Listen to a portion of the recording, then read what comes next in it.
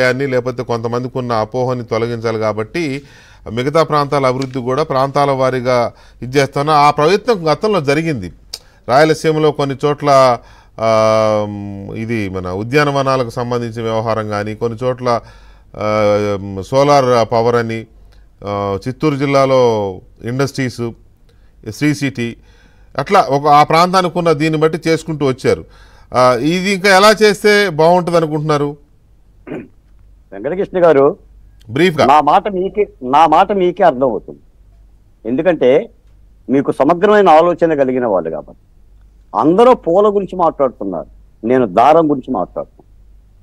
ఒకటి, రాజధానికి రక్షణ కావాలి. ఎందుకంటే ఒక గొడ్డల వేటుకు గురయ్యాం కాబట్టి, ఒక ఆపద చవి చూసాం కాబట్టి, ఒక ప్రమాదం నుంచి బయటపడ్డాం కాబట్టి రక్షణ కావాలి. అది చట్టబద్ధమైన రక్షణ కావాలి. మరొకడు రాజధాని జోలికి రాకుండా ఉంది.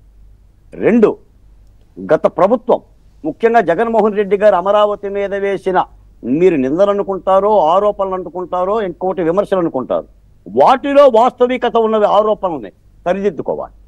ప్రధానంగా సోషల్ ఇన్బ్యాలెన్స్, ఇది అందరి అనే భావాన్ని ప్రభుత్వమే ఆ చైతన్యవంతం కలుగు చేయాలి. నాది కాళిదాసులాగా మేఘ సందేశం కాకపోవచ్చు, కానీ జాషువా గారిలాగా గబ్బిలం సందేశమే. ఇది చేరాలి. అక్కడ ప్రభుత్వ భవనాలు పూర్తిగా కావాలి, ప్రభుత్వ ఉద్యోగులు రావాలి, జడ్జిలు అక్కడ ఉండాలి, పరిశ్రమల కంటే ముందు వీళ్ళు ఉండాలి, ప్రజా సమర్థత ఉండాలి, జన సమర్థత ఉండాలి.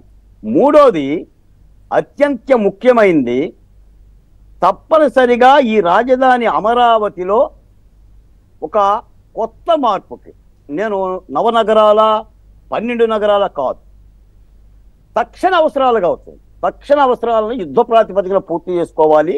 దీర్ఘకాలిక పనులను దీర్ఘకాలికంగా చేపట్టాలి. మళ్ళీ మనం దీర్ఘకాలిక పనుల్లో చేపట్టి ఆ 4 ఏళ్ళు పూర్తి కాకపోతే, ఆ 3 ఏళ్లలో పూర్తి కాకపోతే, కేంద్రం డబ్బులు ఇవ్వకపోతే, మన దగ్గర కూడా డబ్బులు లేకపోతే మళ్ళీ పరిస్థితి ప్రమాదంలో పడుతుంది. మళ్ళీ ప్రతిపక్ష పార్టీకో శత్రువుకో మళ్ళీ గొడ్డలు చేతికిచ్చినట్టు అవుతుంది, ఒక నిందాపూర్వకం అవుతుంది. ఇవన్నీ కూడా ప్రభుత్వం ఆలోచన చేయాలి. అందుకని ఈ రోజున 124 కూటమి ప్రభుత్వానికి అచంచలమైన విజయం ఎందుకు ఇచ్చాం?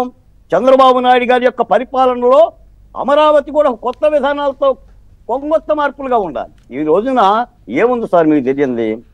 ఏ ప్రాంతమైనా, ఏ సిటీ అయినా నిర్విరామ ప్రక్రియ. ఒక ప్రభుత్వం చేస్తుందా? 2 ప్రభుత్వాలు చేస్తాయా? 3 ప్రభుత్వాలు చేస్తాయా? నగరం సార్, అది నగరం. నేను మొన్న బెంగళూరు వెళ్తే బెంగళూరు అందంగా అనిపించింది. రాజుల కాలం నుంచి ఉన్న బెంగళూరు, భాగ్యనగర్ ఒక నగరం, 450 సంవత్సరాల చరిత్ర. ఈ రోజు 8 ఏళ్ళుగా అమరావతిలోనే పాలన జరుగుతుంది. అమరావతి నా రాజధాని, అక్కడే పాలన జరుగుతుంది. గత ప్రభుత్వం 3 ఏళ్ళు, జగన్మోహన్ రెడ్డి గారు 5 ఏళ్ళు. కానీ అమరావతి నా రాజధాని అని చెప్పడానికి కొంతమంది కుచ్చితవాదులకు మనసు రావడంలా ఇంకా దాని మీద రాళ్ళేసే ప్రయత్నం చేస్తున్నారు.